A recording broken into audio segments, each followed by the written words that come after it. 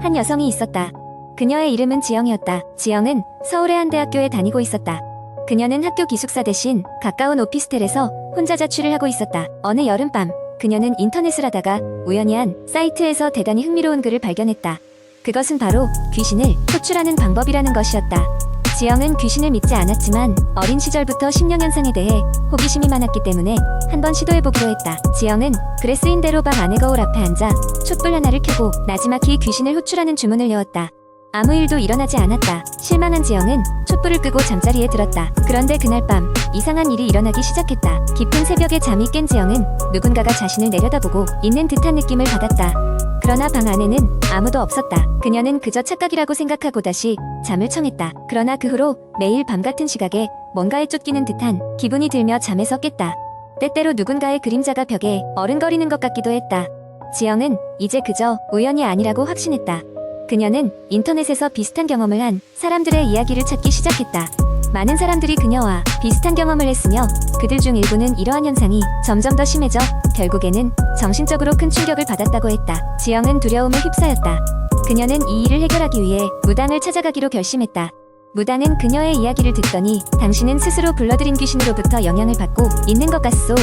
그것은 이제 당신의 존재를 알고 있으며 당신의 의식 속에 자리 잡으려 하고 있는 것이오라고 말했다. 지영은 놀라움을 금치 못했다.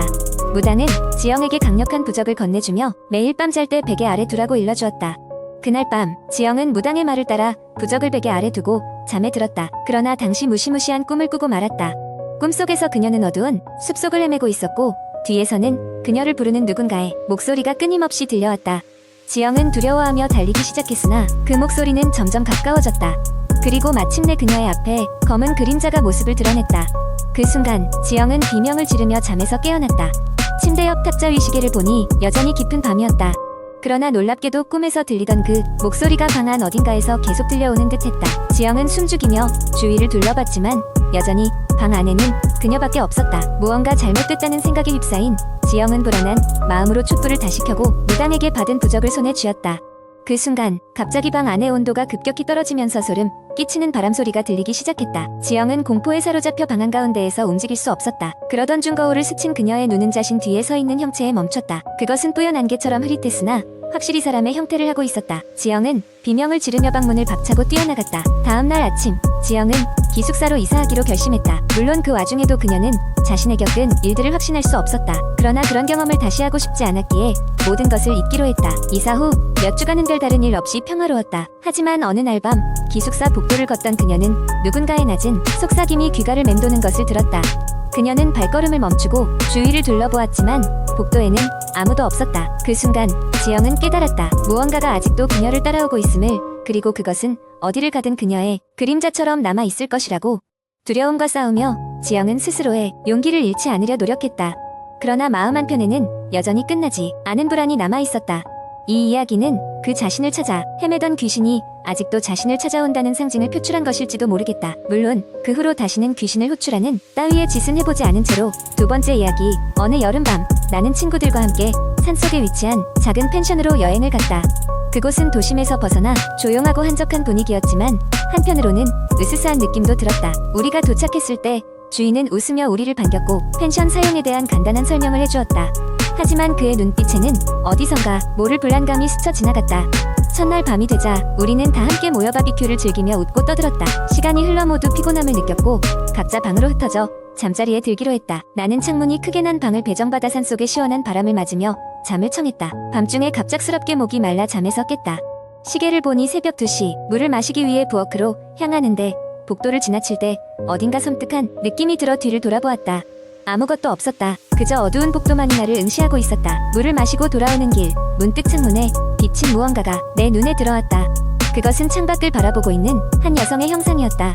나는 순간 놀라 뒤로 물러섰고 다시 창밖을 확인했지만 아무것도 보이지 않았다. 순간의 착각이라고 스스로를 안심시키며 방으로 돌아왔다. 다음날 아침 친구들에게 밤사이의 일을 얘기했지만 다들 피곤해서 헛것을 본 거라며 웃어넘겼다. 그래도 마음 한구석에 불안감이 가시질 않았다. 그날은 근처 계곡으로 나가 시간을 보내기로 했고 돌아와 저녁을 먹으며 지친 몸을 달랬다. 밤이 되자 이상하게도 펜션 주변의 모든 소리가 사라진 것처럼 느껴졌다. 벌레 소리나 바람 소리조차 들리지 않아 불길함이 맴돌았다. 잠자리에 들어가자마자 나는 깊은 잠에 빠졌고 또다시 새벽에 깨어났다. 이번에는 누군가 내 방의 문을 두드리는 듯한 소리가 들렸다. 두려움에 떨며 누워있을 수밖에 없었지만 호기심이 결국 나를 일으켜 세웠다. 문틈으로 복도를 살짝 내다보았지만 아무것도 없었다. 거실로 향하는 길에 창문에 비친 여성의 모습이 또다시 등장했다. 이번에는 그 형상이 나를 뚫어져라 쳐다보고 있는 것 같았다. 무서움에 몸이 굳어버려 한참을 서 있던 나는 갑자기 등 뒤에서 찬바람을 느꼈다. 뒤돌아보니 복도 한가운데에 그 여성의 형상이 서 있었다. 형체는 점점 더 선명해졌고 나는 그제서야 그녀의 눈에서 슬픔과 분노를 느낄 수 있었다. 놀란 나머지 심장이 멎는 것만 같았다. 모두를 깨워 사건을 이야기하자 주인은 우리를 진정시키며 다가왔다. 주인은 그곳에 오래전 가족을 잃은 한 여인의 전설이 있었다고 설명했다. 그녀는 사랑하는 이를 잃고 슬픔에 가득 찬 채 세상을 떠났다 했고 그때부터 가끔씩 그녀의 혼이 이곳의 모습을 비춘다고 했다. 그러나 그녀는 결코 해를 끼치려는 영혼이 아니라 그저 떠도는 외로운 존재일 뿐이라고 덧붙였다. 그 말을 들은 우리는 곧 펜션을 떠났고 다시는 그곳을 방문하지 않았다. 하지만 그 후로도 종종 꿈속에 나타나 도움을 청하는 듯한 그녀의 모습이 가슴 한켠에 남아있어 한동안 마음을 무겁게 했다. 그 여행은 단순한 여름의 추억이 아닌 나에게 있어 영원히 잊을 수 없는 공포의 기억으로 자리 잡았다. 세 번째 이야기, 어느 작은 마을에 위치한 오래된 기숙 학교가 있었다. 이 학교는 몇 세대 전에 지어진 건물이었고 고딕, 양식의 건축물이 주는 음산한 분위기 속에서 학생들이 생활하고 있었다. 이곳에는 오랫동안 전해져 내려오는 소문이 있었는데 그것은 학교 지하실에 출몰한다는 붉은 눈의 여학생에 대한 이야기였다. 이 소문은 학교의 역사가 시작된 이래로 전해져 내려오는 이야기였다. 여러 세대를 거치면서 공포스러운 디테일들이 첨가되어 학생들과 교사들 사이에서 마치 전설처럼 자리 잡고 있었다. 붉은 눈의 여학생은 하얀 교복을 입고 있으며 그녀의 눈에서 붉은 빛이 난다고 전해졌다. 더 끔찍한 것은 그녀를 본 학생은 반드시 몇 주 내에 실종되거나 심한 사고를 당한다고 했다. 마을에서도 이 학교에 대한 소문은 여러 가지가 있었다. 얼마 전 한 학생이 실종된 사건도 있었다. 그 학생은 종종 새벽 늦게까지 학교 도서실에서 공부하곤 했다고 했다. 실종된 날도 친구들과 마지막으로 이야기를 나눈 후 도서실에 간 것이 마지막 목격이었다고 했다. 그 후 그는 다시 모습을 드러내지 않았다. 경찰은 사건을 조사했지만 별다른 단서를 찾지 못했다. 이번 이야기는 현세대 학생 중에 가장 용감하고 호기심이 많았던 3명의 학생이 붉은 눈의 여학생의 비밀을 풀기 위해 지하실로 모험을 떠나면서 시작되었다. 그들은 눈 내리던 어느 겨울밤 손전등과 간식 몇 가지 그리고 각각의 휴대폰을 챙겨 모험을 나섰다. 지하실은 언젠가부터 봉인된 채 누구도 출입하지 못하게 막혀 있었다. 하지만 그들은 학교 설계를 보관하는 교장실에서 본도면을 통해 비밀 통로의 존재를 알고 있었다. 마침내 자정이 지났을 무렵 그들은 그 통로를 통해 지하실에 도달할 수 있었다. 지하실은 오래된 비품들과 먼지가 쌓인 책들이 여기저기 널브러져 있는 가운데 온통 침묵에 잠겨 있었다. 유일한 소리는 그들의 신발이 지하실 바닥을 밟을 때 나는 귀곡성뿐이었다.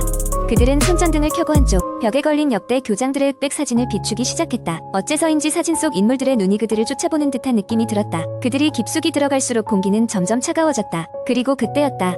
무언가 부서지는 소리가 들렸다. 그들은 순간 몸을 움츠렸고 손전등을 소리의 방향으로 비추었다. 그곳엔 먼지가 쌓인 오래된 거울이 하나 있었고 손전등 빛에 반사된 그곳엔 새 학생 외엔 아무것도 보이지 않았다. 하지만 순간 거울 속에 휘황찬란한 붉은 빛이 깜빡이며 나타났다. 그것은 학생들이 받은 수많은 경고에도 불구하고 모험을 감행한 대가였다. 거울 속 붉은 눈은 천천히 그들을 바라보며 깜빡였고 그때부터 새 학생은 의문의 목소리를 듣기 시작했다. 현실인지 꿈인지 모를 목소리가 속삭였다. 돌아가라.